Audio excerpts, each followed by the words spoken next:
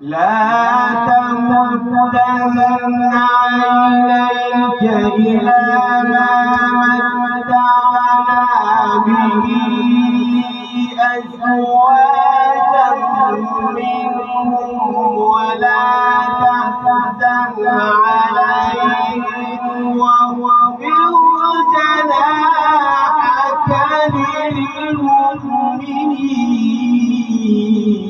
للمؤمنين فسبح بحمد ربك وكن من